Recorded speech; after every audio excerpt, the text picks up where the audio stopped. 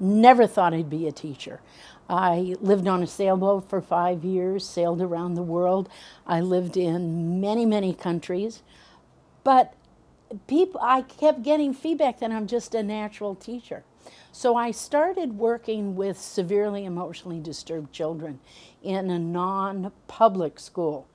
So then from there, I ended up in the public school system, and I've been there for 25 years as a teacher, and I've had various roles in the district. Now I sit in the research planning and accountability department, and I look at many of the programs that we have in the district, and we try to see what effect do these programs have on student achievement. Well, the first time I heard about it, I was at Everett, and I saw a videotape of students being interviewed who were also from the 2 middle schools that had been involved in Quiet Time, and I was absolutely impressed. I said, if we have a program that is so profoundly affecting students, from students who simply couldn't sleep at all at night, who actually could get a night's rest with some type of intervention called Quiet Time, I wanted to know what is going on. Well, we found that there was statistically significant growth, particularly at Visitation Valley, in terms of grades with the African Americans. They were leading their school. This is monumental for us because we're very much involved in a civil rights issue here in our district in San Francisco, particularly with the African American students.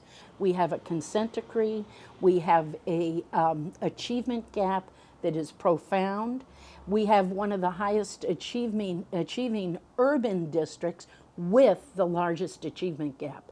So when we see there's an intervention that is dramatically for the positive affecting African American students, we have to investigate. So you have a student who's quick to anger, has difficulty focusing, concentrating, they have internal struggles. It's generations of trauma that they have experienced. This is not something they have control over.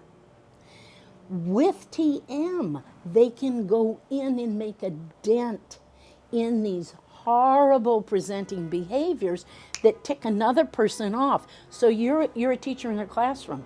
You have 25 to 35 students. One student comes in who is suffering from trauma, and you have another one, you don't know what's happening to that student, but as soon as this student starts with the slightest thing can disturb them, then you have a second student, the two of them are off, and the whole classroom is disruptive. So if we can intervene, if we can show that for post-traumatic stress syndrome children, this technique makes a difference, look at it compared to 27 sessions with a very high-priced psychiatrist. And this is something a child has control of. It's giving power and voice to the human being. That's a profound thing. Students are, their attendance is better. We also see that they don't get suspended or sent out of classroom, so there's more seat time.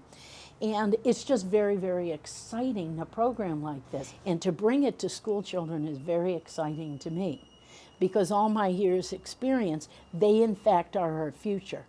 And what used to disturb me when I worked with children in non-public schools is the adults around them wanted to just write them off. How can you write off a human being? They still have needs and aspirations, and so this nurtures that. This allows them to go inside and develop themselves. It's a very profound program that I think can make a huge difference, and I'm very proud to be part of that legacy.